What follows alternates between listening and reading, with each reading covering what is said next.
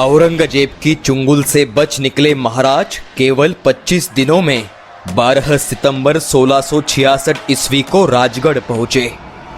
मिठाई के पिटारों से सिवा भाग निकला, यह समझते ही औरंगजेब पर तो पहाड़ टूट पड़ा और इस लापरवाही की सजा हकदार फुलात खान को मिलने के बजाय वह गाज टूट पड़ी 3 सरदारों पर, और वे थे राम सिंह, मिर्जा राजे और नेतोजी पालकर। यही थी औरंगजेब की बेबंद शाही। सबसे पहले राम सिंह की मनसब औरंगजेब ने रद्द करवाई। तुरंत बाद नेतोजी को गिरफ्तार करने का आदेश मिर्जा राजे को दिया। विजापुर करो से असफलता से लड़ रहे मिर्जा राजे ने स्वामिनिष्ठा से तुरंत उस पर अमल किया। उन्होंने फतेहाबाद यानी बीड़ प्रांत में बसे नेतोजी को गिरफ्तार करने हेतु एक जत्था रवाना किया। नेतोजी को इस बात की कानो कान खबर न थी। उसे धर दबोचकर मिर्जा राजे की छावनी में लाया गया। दिलेर खान की हाथों उसे आगरा रवाना करने का हुक्म हुआ। मिर्जा राजे की सिवा के साथ मिली भगत के चलते ही शिवाजी भाग निकलने में कामयाब हुआ, ऐसी अफवाहें आगरा में फैलने लगी। अपनी स्वामिनिष्ठा पर उठाए सवालों से मायूस मिर्जा राजे ने 17 नवंबर 1666 ईस्वी में हार मानकर दिल्ली का रास्ता पकड़ा। पौने 2 वर्ष पूर्व बड़े शानो शौकत से शिवाजी को नष्ट करने आए मिर्जा राजे गलित गात्र होकर लौट रहे थे। वे किसी तरह बुरहानपुर तक पहुंचे और उनकी तबीयत ने जवाब देना शुरू किया।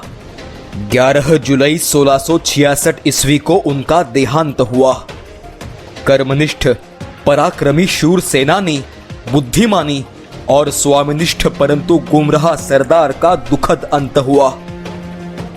महाराज तो पहुंचे, पर उनके जिगर का टुकड़ा शंभू राजे, हिरोजी फरजंद, मदारी मेहतर, इन सबके लिए वे राह पर आंखें बिछाए बैठे थे। कुछ ही दिनों में मदारी मेहतर और हिरोजी फरजंद स्वराज्य में पहुंचे। शंभू राजे की सलामती हेतु महाराज ने ही अफवाह फैलाई कि शंभू राजे न रहे। महाराज की कयासोनुरूप यह वार्ता उत्तर में जा धमकी। माहौल ठंडा होते देख पत्र देकर जासूस मथुरा रवाना किया और शंभू राजे को स्वराज्य में लाने का आदेश कृष्णाजी पंत को दिया। 500 कोस का फासला लांघकर युवराज राजगढ़ पर लौटे वह दिन था 20 नवंबर 1666 ईस्वी। राजगढ़ खुशी से झूम उठा। महाराज ने काफी दान धर्म कर कृष्णाजी पंत और साथियों का यथोचित सम्मान किया। कृष्णाजी पंत ने बड़ी विश्वसनीयता से कार्य किया, इसलिए उन्हें विश्वास राव खिताब से नवाजा गया। आई साहेब की खुशी का ठिकाना न रहा। महाराज अब भी चिंतित थे उनके 2 वकील रघुनाथ पंत और त्र्यंबक पंत के लिए, जो कि औरंगजेब की कैद में फंसे थे। वे एक तरफ इस अनसुलझी पहेली को सुलझाने की सोच रहे थे, तो दूसरी ओर अफजल खान के बाद आए सवारियों से स्वराज्य की अर्थव्यवस्था डगमगा रही थी। वह महाराज को फिर से पूर्ववत करनी थी। शाही फौजों ने प्रजा की खेतीबाड़ी, उद्योग, घर संसार तहस नहस कर दिए थे। ऐसी विकट अवस्था में मुगलों से लड़ना उचित न था, इसलिए उन्होंने औरंगजेब को खत लिखकर सुलह करने का प्रस्ताव रख रघुनाथ पंत तथा त्र्यंबक पंत को छुड़ाने की गुहार लगाई। यह तह पुरंदर तह से विपरीत न था। अपने चुंगल से भाग चुका सिवा बागी बनेगा, इस उम्मीद पर बैठा औरंगजेब बिना बताए दक्खन चले आने हेतु सिवा माफी मांग रहा है, यह देख संतुष्ट और आश्चर्यचकित हुआ। उसने तुरंत रघुनाथ पंत और त्र्यंबक पंत को रिहा किया। अब सच्चे अर्थों में महाराज को चैन मिला। स्वराज्य हेतु इन वीरों ने मृत्यु यातनाएं सही, पर अपनी स्वराज्य निष्ठा पर आँच न आने दी। गिरफ्तार नेतोजी को 1666 ईस्वी के अंत में दिल्ली लाया गया। उसका दोष क्या था? कुछ भी नहीं, पर एक समय का सिवा का बाया हाथ साक्षात प्रति शिवाजी, इसलिए फिदाई खान के कड़े बंदोबस्त में उसे रखा गया। चारों ओर से मृत्यु समीप आते नेतोजी के सामने धर्मांतरण का प्रस्ताव रखा गया। 3 दिन नरक यातनाएं भुगतने से चौथे दिन नेतोजी ने हार मानी और फिदाई खान से कहा, मैं मुसलमान बनने के लिए तैयार हूं। फिदाई खान से यह खबर पाते ही बादशाह निहायत खुश हुआ। 27 मार्च 1667 की तारीख उसके धर्मांतरण के लिए मुकर्रर की गई। नेतोजी का नामो निशान मिटाकर अब मोहम्मद कुली खान यह नाम औरंगजेब ने उसे दिया। वह औरंगजेब का सालंकृत सरदार बना। बादशाह ने उसे पंचहजारी मनसब और मौल्यवान भेंट वस्तुओं से मालामाल किया। औरंगजेब की हुक्म से नेतोजी माने कुली खान के बच्चे और 2 बीवियों को दिल्ली लाया गया। बच्चों को मुस्लिम धर्म की दीक्षा दी गई, पर औरतों ने साफ इनकार किया। तब औरंगजेब ने नेतोजी को पत्नियों को समझाने की नसीहत दी, नहीं तो किसी मुस्लिम स्त्री से शादी करने को कहा। नेतोजी के समझाने से दोनों स्त्रियों ने अपना माथे पर लगा कुमकुम तिलक मंगलसूत्र निकाला और इस्लाम धर्म के अनुसार निकाह किया। मोहम्मद कुली खान बने नेतोजी पर अब भी संदेह से देखा जाता रहा। आगरा में रहकर सिवा को काबुल, कंदाहार, खैबर खिंड मुहिम पर भेजने का अधूरा सपना नेतोजी उर्फ कुली खान को महाबत खान के साथ भेजकर औरंगजेब ने पूरा करवाया। नेतोजी ने इन प्रांतों के नाम भी पहली बार सुने थे। मुहिम पर उन्होंने सतलज, रावी यह नदियां पार की। रावी पार करते ही मौका देख नेतोजी भाग निकला। महाबत खान ने बड़ी मशक्कत से उसे पकड़ा। उसे लेकर चिनाब, झेलम, सिंधु पार की। इस अनजाने प्रदेश में नेतोजी बेबस था। 3 अप्रैल 1667 ईस्वी को महाराज और औरंगजेब के बीच तह हुआ। औरंगजेब ने शहजादा मुअज्जम के मार्फत शिवाजी राजे को आदिल शाही मुल्कों पर हमला करने की आज्ञा दी। वक्त की नजाकत को देखते हुए महाराज ने फिर से तह किया था। इस शांति काल में उन्होंने राज्य व्यवस्था, न्याय व्यवस्था में आवश्यक सुधार किए। वतनदारी जैसी भ्रष्ट प्रथा को नष्ट किया।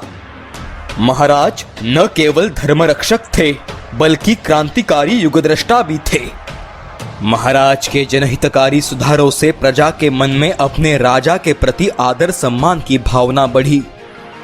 औरंगजेब से हुए तह के मुताबिक संभाजी राजे 9 अक्टूबर 1667 ईस्वी को शहजादा मुअज्जम के पास औरंगाबाद रवाना हुए।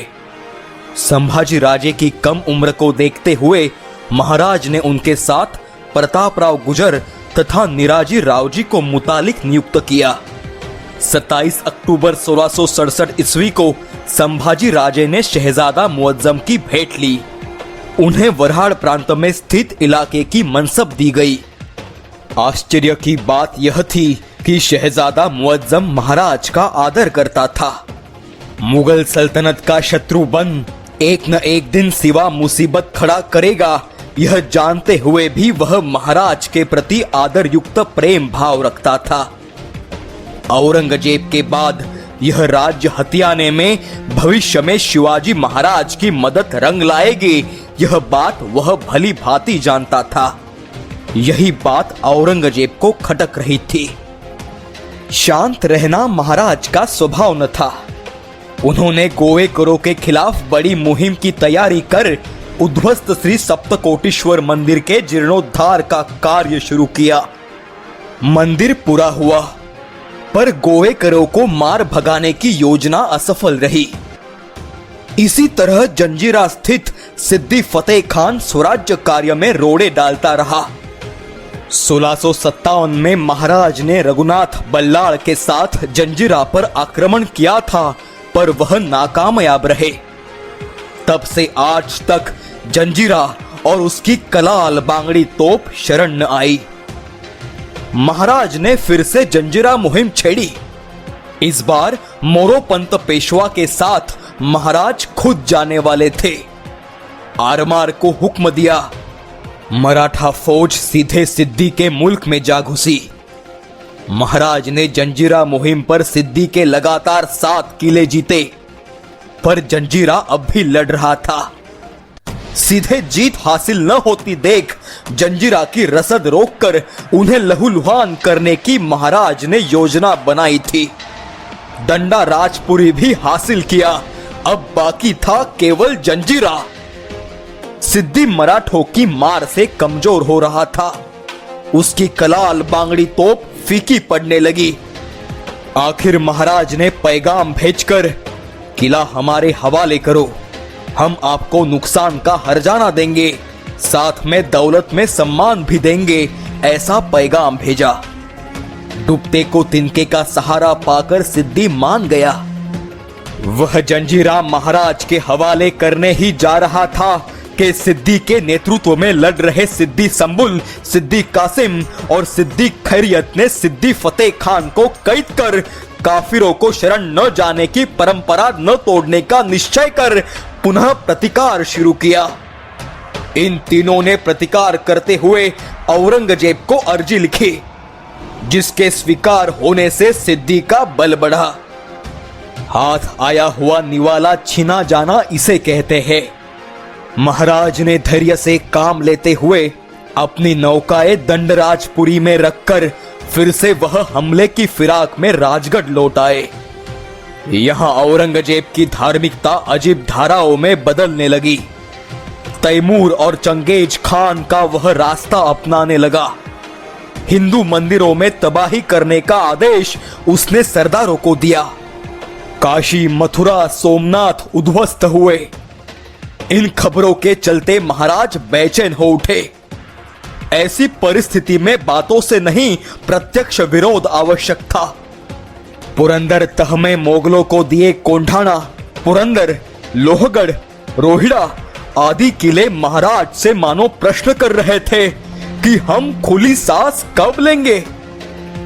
इधर प्रतापराव गुजर निराजी रावजी संभाजी राजे के पंचहजारी मनसब के प्रतिनिधि बनकर शहजादा मुअज्जम के छावनी में रह रहे थे। औरंगजेब ने इन दोनों को कैद करने का गुप्त फरमान शहजादे के नाम भेजा। कपट से उन्हें कैद कर दिल्ली लाकर मारना, नहीं तो नेताजी जैसा मुसलमान बनाने का ख्वाब उसके मन में था। शहजादा मुअज्जम को बाप के इसी स्वभाव से नफरत तथा घिन आती थी। उसने दोनों को भी रातों रात भागने की सलाह दी।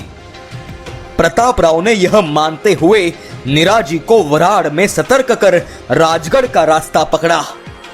यकायक राजगढ़ पर दोनों को देख महाराज को विस्मय हुआ।